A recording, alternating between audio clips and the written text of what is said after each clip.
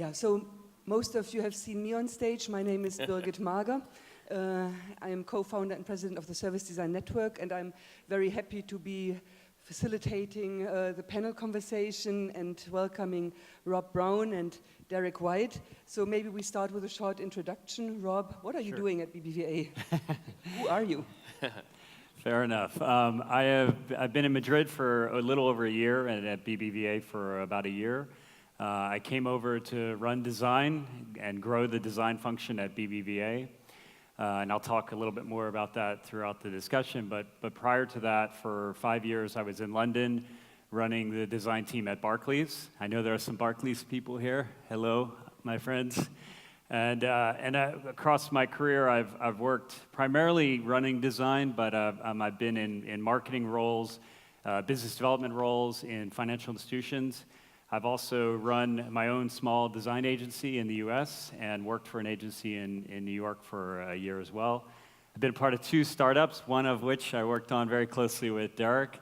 One was a colossal failure, and the other one was Juniper Bank, which we sold to Barclays Bank in 2004. So that, in a nutshell, is my career. Wow, fascinating. And how about you, Derek? Hello, everyone. It's great to be with you. Thank you, Birgit, for this opportunity.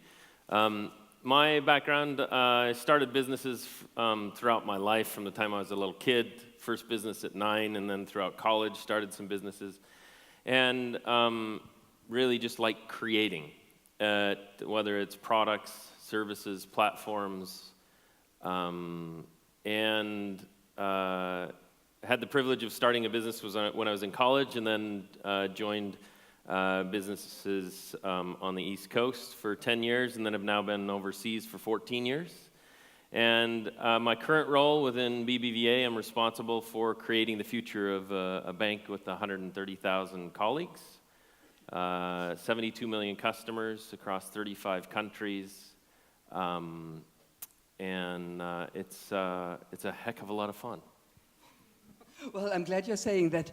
It's a good attitude, because I guess it's also a big challenge and a big responsibility. But maybe before we go into the question of what is service design doing for and with BBVA, would you maybe wrap up what is BBVA doing? Because we have a huge international audience, and it seems that BBVA is very international, but I'm not sure if everybody knows who you are. Yeah, I'll tackle it, and then Derek definitely jump in. So we're very fortunate in our roles, and Derek's right, we are actually having a lot of fun.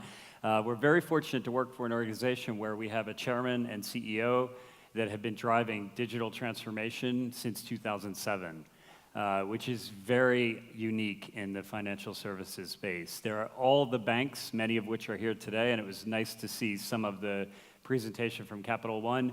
Many big banks are absolutely focused on digital transformation. I think the difference is that we've been at it for a lot longer. And there have been some hiccups along the road. There have been some leadership changes within the last 2 years since Derek came on board, and we've been driving the transformation. We hear a lot from our employees, and a lot of the folks that have been there a long time at BBVA talk about how they really feel the change now. They really feel transition. They feel new products coming out faster. They feel a sense of focus on customer orientation, a sense of focus on design. And so while the transformation has been going on a long time, the last 2 years, you're starting to see the effects of a lot of that work. So BBVA is a bank. BBVA is rooted in Spain, it is. But it is acting globally, as I understood, in 33 countries. And it's a big bank. To be honest, when I came to Madrid the first time, I didn't know BBVA. It's a bit embarrassing, but I just got to know you here. So it is the second bank we are having on stage this morning, and it is on purpose because already 4 years ago we identified 3 major areas where service design is playing a huge role today. One of them is the public sector. As we have seen throughout the last 1.5 days already, a lot of service service design is hired by public sector clients, and there is a huge need to continuously invest in the quality of services there. A second huge area that we had identified was the health sector, and I think also due to the growing demand and the increasing financial pressures in the health sector, it is worth to invest a lot of energy in learning how to best improve services in the health sector and innovate, of course. And last but not least, we had identified the financial sector. And in 2015, the Service Design Network, with the help of Gravity Tank and Fjord, has published the first service design impact report on the financial sector. And in that research that we did, we had identified 3 main challenges. I mean, there are many, but we had kind of like put the finger on 3 of the main challenges that the financial sector is experiencing. That was regulations. After the financial crisis, the amount of regulations that kind of like limited and regulated the business and also the opportunities for innovation were growing in a very, very fast way. The second issue that we had identified in that impact report was the fintech, the technology innovation that enables startups and also new players to suddenly become service providers in the financial sector, which creates a huge competition for these, let's say, elephants or dinosaurs that many banks had become, very proud of themselves, very arrogant. They were perceived as, dying dinosaurs, and indeed the fintech puts a huge pressure on banks. And the third big issue that we had identified was trust. Customers not trusting their bank anymore, employees being totally distracted and losing their identification with the banks. And that was the landscape that we had seen in 2015. And I think it will be quite interesting to see how BBVA is experiencing some of these challenges and how you are using service design to tackle them. So if we think about technology, new technologies coming up, blockchain technologies, is design or service design helping in any way to speed up the pace of innovation and the embracing of technologies at BBVA? Who wants to answer? Absolutely. It's right in the very fabric of everything we're doing. The one thing that I would add to the report that you highlighted in 3 trends that are impacting is the whole industry is going through a Titanic transformation. And for any designer that likes to create, you're basically creating an entirely new, fresh future of how people interact with their money. And the one thing that I would add to your 3 is the impact of humans engaging with technology and money, and how that new model, new emerging technologies, blockchain's way out here, but it's just even humans engaging with their money on a mobile phone is an entirely different engagement model, an interaction model that is entirely different than has been in the past. Today, the average person spends 5,000 visits a year on Facebook, okay? In China, it's 30 to 50% more than that. Right? The average customer visits a physical branch 10 times a year, 10 versus 50, or 10 versus 5,000. So if you look at the interaction model of how humans are interacting with technology and money, it's changing dramatically. So as that is shifting hugely for a bank that has 8,000 physical outlets today, a $1 trillion balance sheet makes $5 billion in profit per year. We're a big organization, and we're incredibly focused on how do we move this big organization to act like a startup.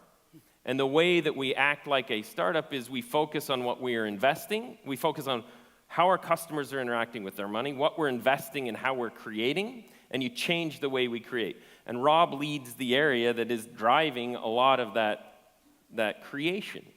And that creation starts with infusing design at the very start of every creation, and threading it through until it lands, as we say in Spanish, en las manos de los clientes, in the hands of our customers. If you ask anybody in BBVA today as to how we create, they will tell you about the triangle.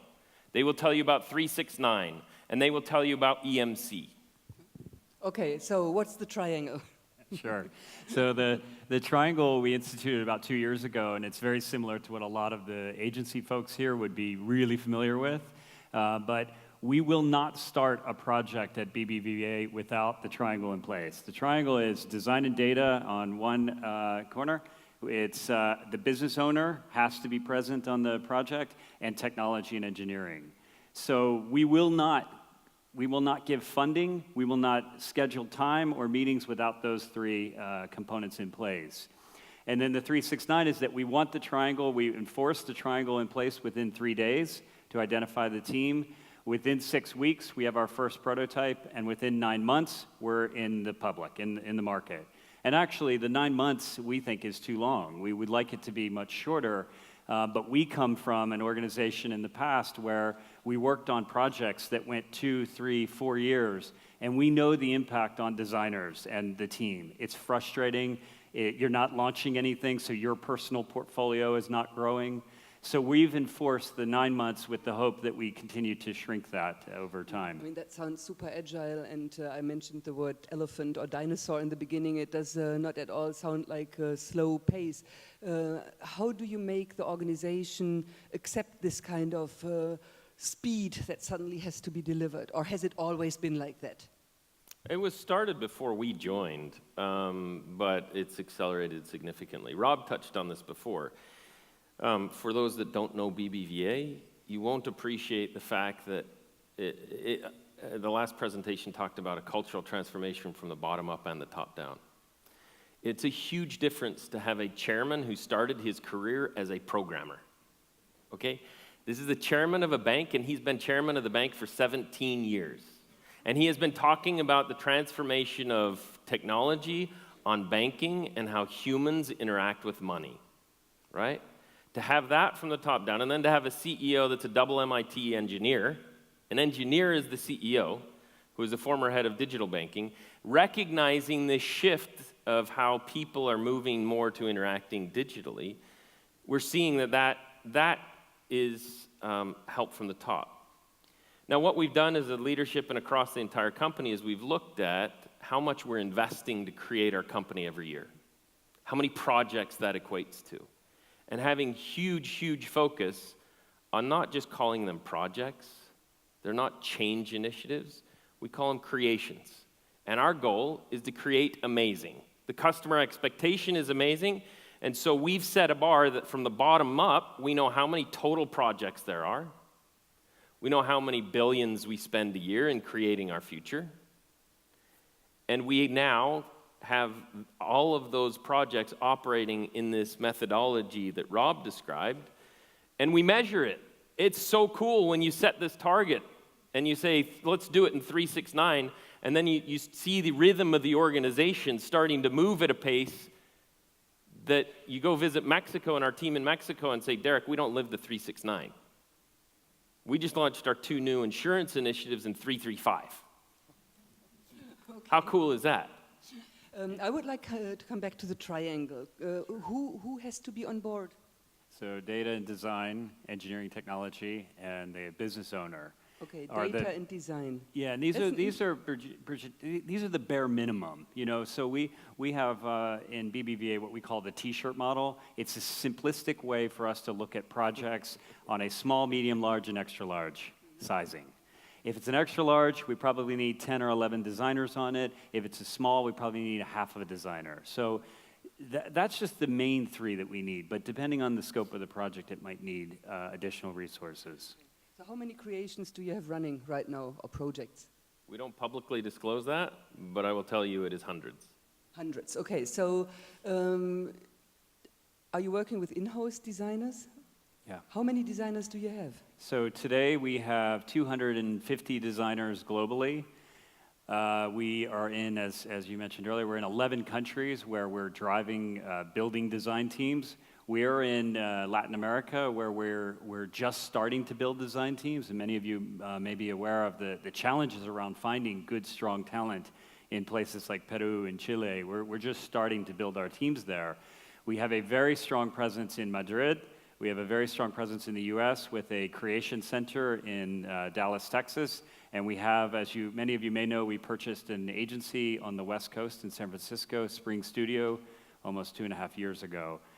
So that's the main team. We work with agencies, some of which are probably in the room today. Design It and Fjord and others have worked with us. The Cocktail is a big one for us here in Madrid. But we're very focused on building in-house. We love agencies. I come from agency world, but the truth is that we believe that you're going to be much closer to the customer, much closer to the strategy, and you can help us build a culture if you're based in-house. That's a good key word, but if you say it's about 250 designers that you are engaging internally, I think most banks have been engaging designers for many years as corporate design specialists, as graphic designers, interface designers. So I think there is a tradition of designers working for or in banks. From your perspective, what has changed now that you are calling it service design or design thinking? So is it a different breed of designers, or is the whole understanding of design a totally new one? How do we take that? So I just want to tie back to one thing Rob said. So this T-shirt model is incredibly important because we take these projects, and one of the most frequent conversation we talk about is how do we get the right human capital inside and outside, right? And how do we get this huge number of projects?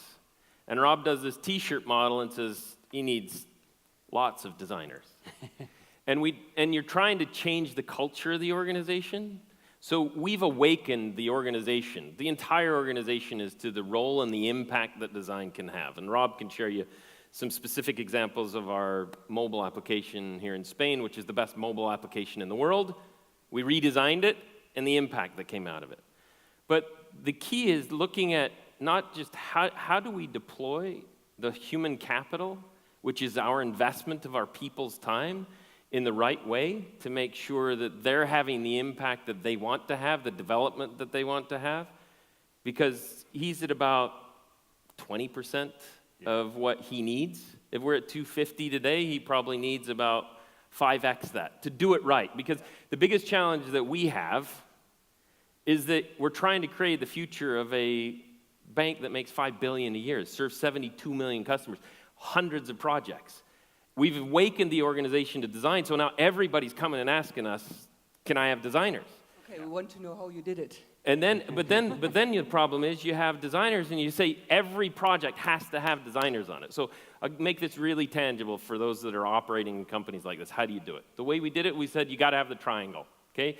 So we introduced the triangle and said this is how world-class design companies, technology, digital, and design-led companies, this is how they create. And you don't start a project until you have the triangle fully closed. And I'll be totally honest with you, in June of last year, we were at about 23% of our projects had designers on them, right? 23. I said every project will stop unless you have the triangle fully closed by September 1. Mandate. But where did you get the designers from? Well, that's part of the challenge. But we went from 23 to 67 from June to September. Right, now that's just measuring it. That's measuring it and saying you've got designers working on projects. But the biggest challenge we have, and Rob can speak to this much, much better than I, is that you awaken to design, but then your designers get starting to stretch too thin. And they're not enjoying their creations as much as they could, because they're stretched too thin, but you can speak to that better than I. I think, look, where did we find them?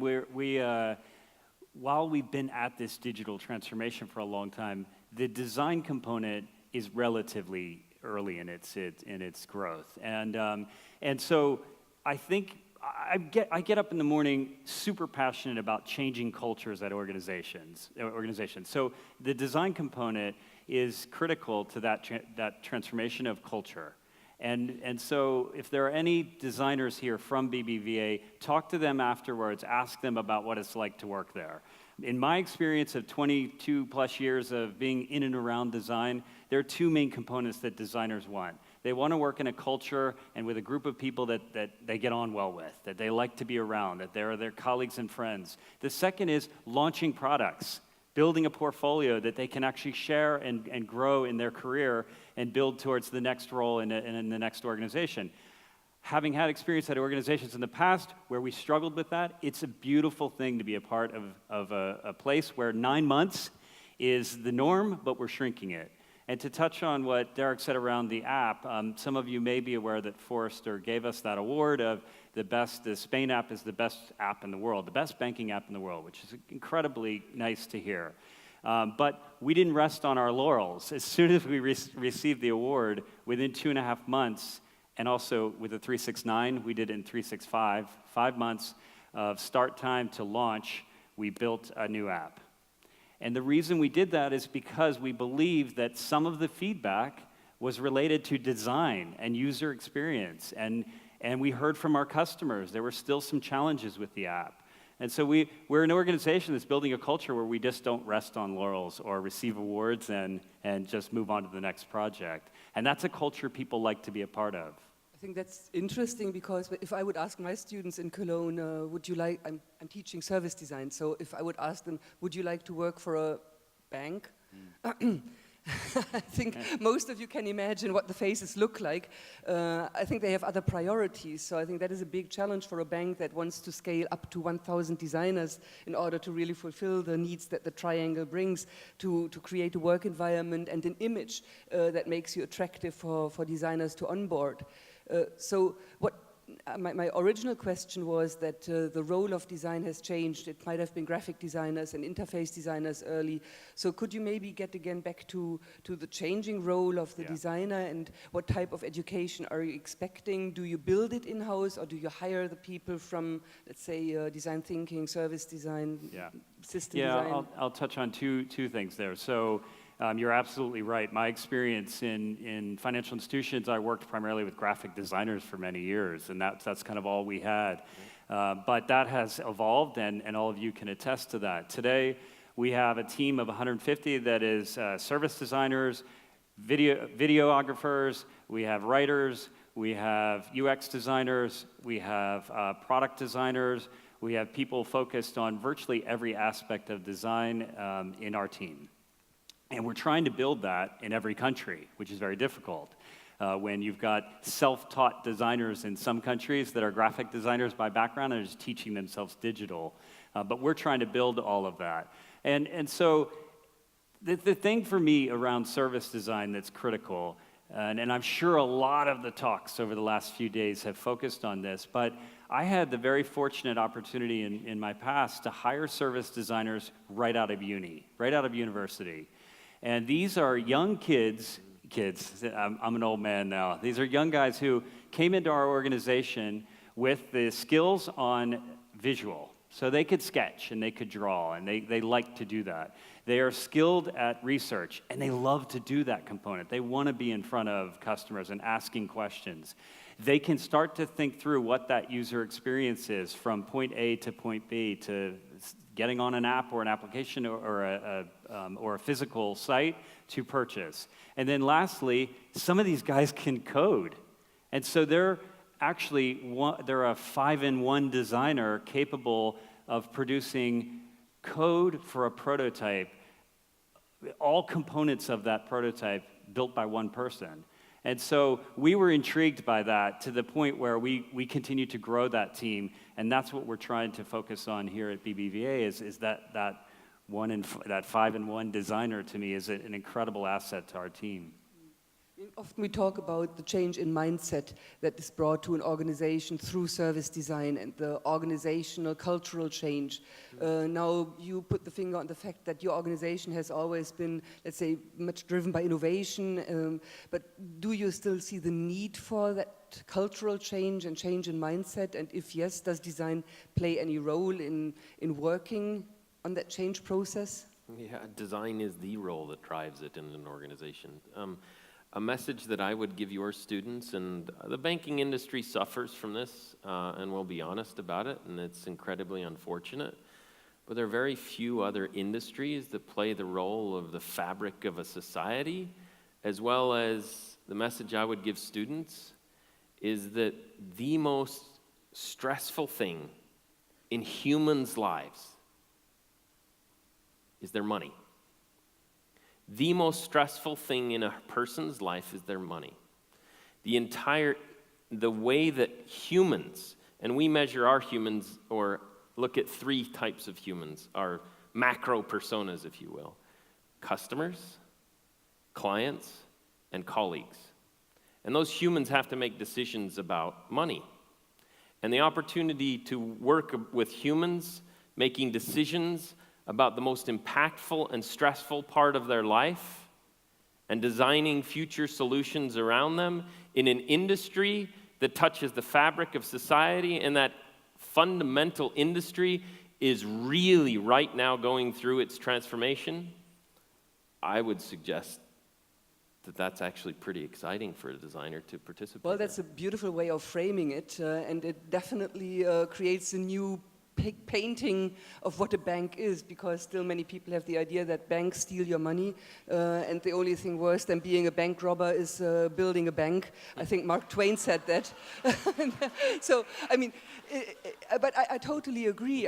So I hope I didn't. No, I did not. Huh? Oh, but it's interesting. That's what you get the applause yeah, for. but that's the funny thing. That's what society, unfortunately. Yeah. But I think we have to face it, and I think it's amazing how you are trying to, how you have always been trying to innovate, and how you're trying to create relationships with the customers that are trying to solve these financial issues and create better solutions for, but it's a new way, and that's maybe this applause is leading to the last question that I would discuss with you here before we open the conversation with the audience for a moment.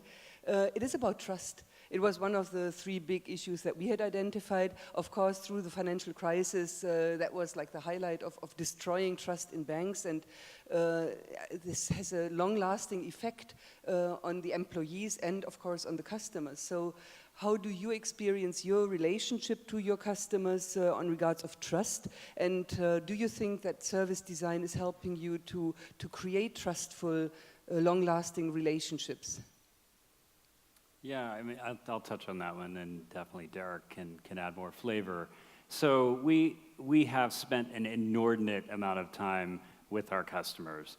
On that triangle, we refuse to start projects without insights and research with customers. So it's another component of it. It's difficult in all aspects of our role, but we kind of just refuse to do projects without that input from customers. And so that has changed the perceptions for sure with employees, with our customers, that we're actually asking the right questions and talking to them and listening. But equally, once we launch things, and the app in Spain is an example of that, but there's countless other examples of products where we have launched them, and then we continue to ask lots and lots and lots of questions of our customers and clients and colleagues to provide input. So it's ingrained in how we work, but it's a shift. It's a massive shift in an organization that has been run top-down, with decisions being made at high levels and executed at lower levels. This is a shift in all financial institutions and many organizations that we're living and breathing every day. The other thing I would add to how are we attracting designers, why are designers coming to banks, is that when I talk to them, a lot of designers built their careers in agencies and have learned an incredible amount in the duration there. What they're struggling with is that oftentimes with agencies, they work and work and work, work, and nothing gets launched, because ultimately the client steps in and says, we ran out of budget, or we can't do this now, we've shifted strategy. Whereas within our organization, our designers sit at the table and are part of the strategy. So Derek's being very humble today, but Derek runs all of the strategy for digital transformation at BBVA, which includes design that I run. And so we have a seat at the table with our board and with our executive leadership around the importance of design. So I think that helps to drive, why do designers come here? That's why. Yeah, maybe that's a question for you, Derek. My last one, I promise. The banks are also using a lot of the social corporate social responsibility approaches to rebuild trust. Citibank in New York, for example, is doing a public-private partnership with the city of New York and with Parsons in order to create new services, especially for those that are scarce of money, who have problems. Do you see this as a thing that design and service design should also push, and is BBVA working with these kind of projects projects? Actually, Rob could answer that. Rob is responsible, and last year? Yeah. Last year, I moved our citizenship agenda, or everything we do in our community. We call it responsible business. And combined responsible business with marketing and design all under Rob. And he's responsible for that for the entire company, across every country, across every project that we do. Looking at our community investments and how we can have greater impact in society and how we can help society. I did also want to just touch on the question that you asked Rob, and that is trust, the role of service design in building trust. To me, it's not even a question. It's essential. And the organizations that survive, the organizations that win in the future will be those organizations that understand that a business is about humans making decisions. And humans making decisions, we don't like making decisions. We don't, naturally. The bigger the decision, the less we like making the decision. And so the role of service design in helping humans make decisions, regardless of what the product is, whether it's money, whether it's travel entertainment, it's about some type of decision, and how can data, how can technology help designers design a beautiful experience for a human to have a better experience with that product. That's the organizations that will win in the future. That's really a great statement. I don't know if you know Boland and Calliope. They wrote a book called Managing as Designing, and they say that in the past, in management, it was all about making decisions. And today, with the help of design, it is about designing the better alternatives. And that's maybe from the decision attitude to the design attitude, and that resembles in organizations that give enough space and time for exactly that, exploring and designing better alternatives that then make it really easy to make good decisions. So I think that's a really good approach. Can I add one more thing quickly? Yes. I know you want to get to questions, and that's my favorite part. But the other thing is that we're really genuinely trying to have a lot of fun. And let me touch on that. How many people in the audience went out last night in Madrid? Show of hands. Yeah, all right.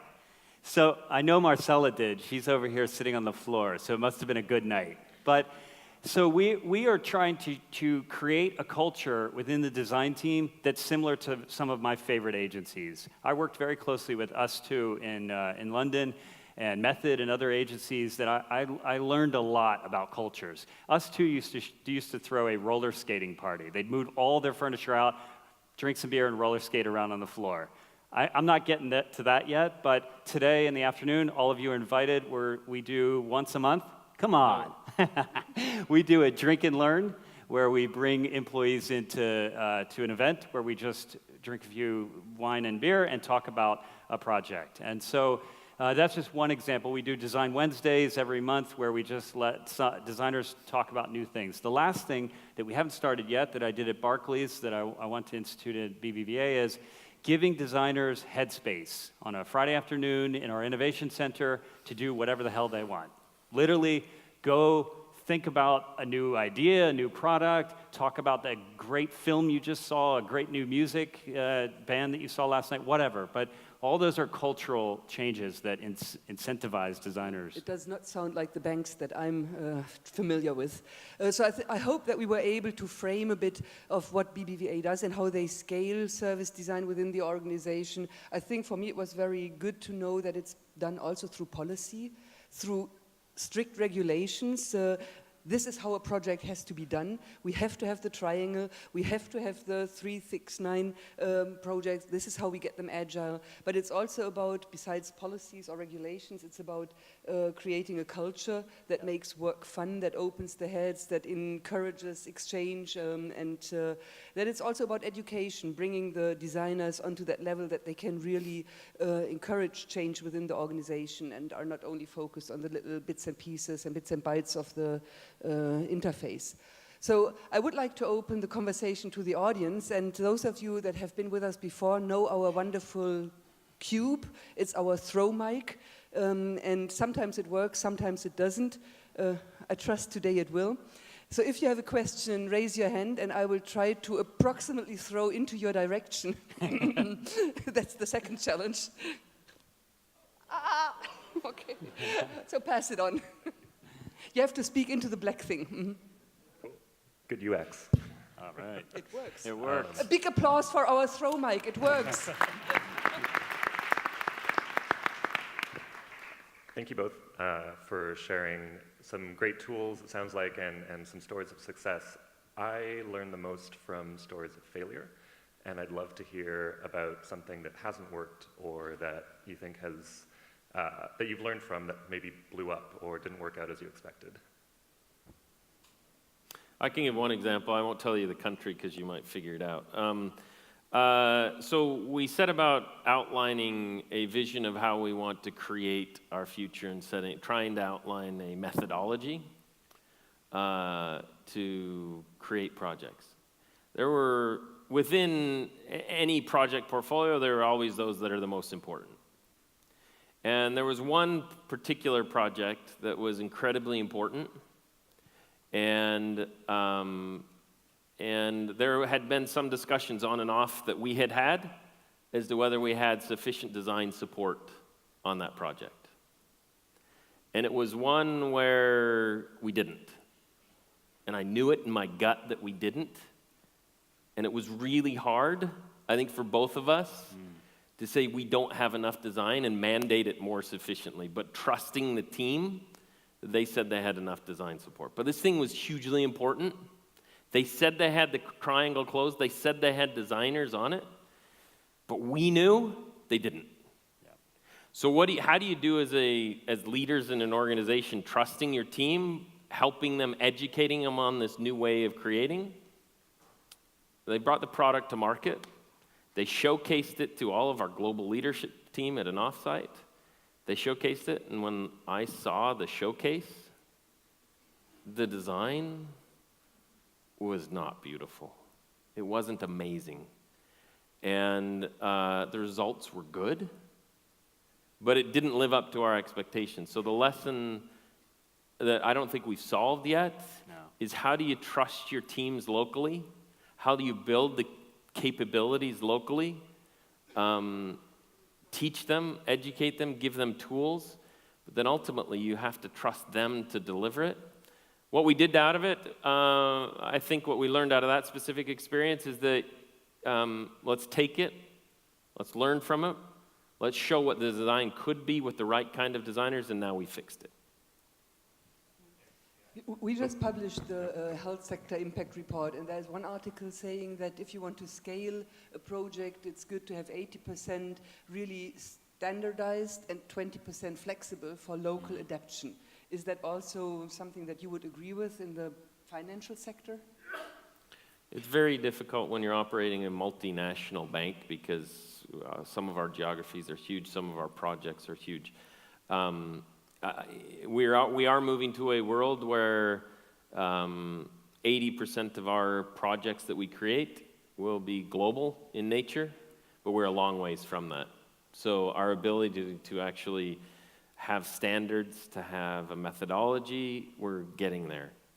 The ability for our creations to be 80% global and 20% local, we're not there. We have a vision to get there, but it's going to take us years and some time to get there.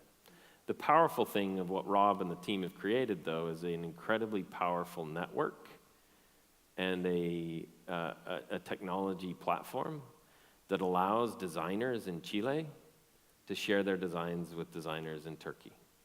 Designers in Turkey to share their designs, and a library of assets that can be pulled, accelerating speed, accelerating the pace at which we create, the quality, the standardization of it. That exists inside now and is built. Yeah, it's best-in-class design with code in a database that designers across our footprint can use. Hi. So I work as a service designer at LibWorks. I work as a service designer at LibWorks Studio, and I was sharing my experience yesterday about working in healthcare. But I just entered the banking world, and I'm still a consultant from the outside world. So I was wondering, what is the best tip going into an organization, having a lot of designers who are now building a new culture for design. How can we best understand that type of culture and bring value, as hopefully we will still continue to have design consultancies? Yeah, so I think I'm going to try to answer that, but tell me if I'm off base. What I think that we focus on is listening to young talent, listening to young designers about what they like, what cultures they tend to want to work in. And Derek touched on it earlier. It is the two things that I mentioned: launching products and the environment, the culture, the people. But there's another component that's coming up a lot lately with young talent, and that is social responsibility and what we're doing in 11 countries in our environmental footprint. And that's why that sits within my team, is because it's a key component to what BBVA does. We recognize that we have 130,000 employees and millions of customers and large banks in countries. And so we're very focused now on social responsibility. We're looking at how can designers be involved in the next banking app, but also how can they get involved in social responsibility or local community projects and products and things to help give back. Derek and I came from a startup in the US where we spent 10 years volunteering in the local community. It was just part of what we did as a role within a bank. And so that's becoming increasingly more important to young talent and driving cultural shift. I hope that, was that off? I think that addresses the design side. What it doesn't cover is how do you get the rest of the organization to understand the magic of design.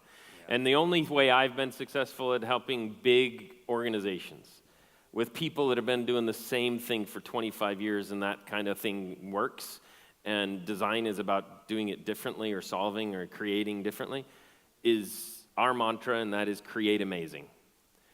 Pick a couple of things, one or two things, maybe three, and just do it amazing.